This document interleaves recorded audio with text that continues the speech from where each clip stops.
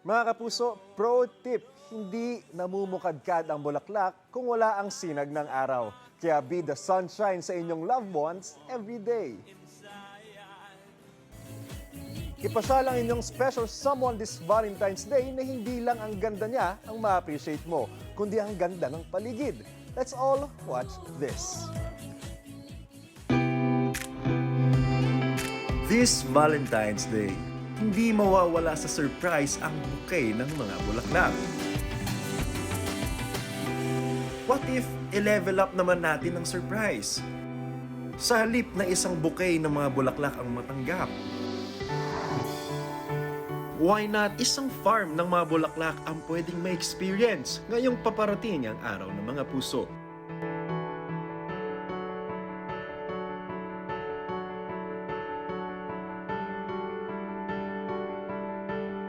Saan galing to?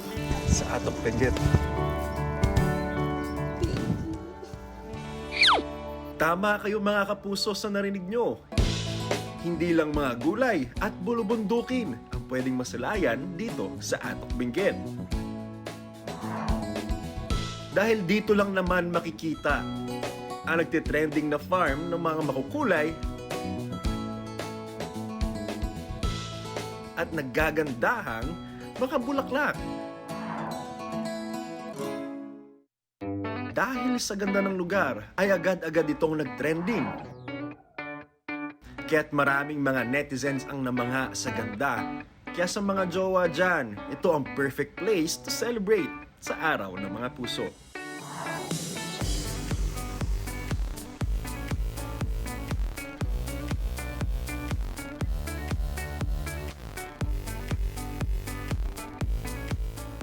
Nagsimula ang flower farm na ito noong 1998 hanggang lumaki at lumawak. At ngayon, meron na silang 20 varieties ng iba't ibang mga bulaklak na pwedeng i-enjoy. Marami po tayong variety ng mga bulaklak dito. Umabot po sa more than 20 varieties. Nakita po ng mga tourist na maganda po dito sa Atok Benguet. Kaya yun po, dinadagsan na po dito sa amin. Picture dyan, picture dito.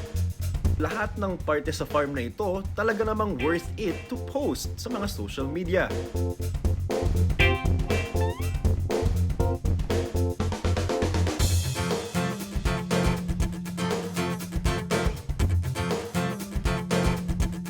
Hindi lang daw pang family at lovers ang lugar na ito, kundi pwedeng-pwede rin sa mga single na self-love muna ang priority.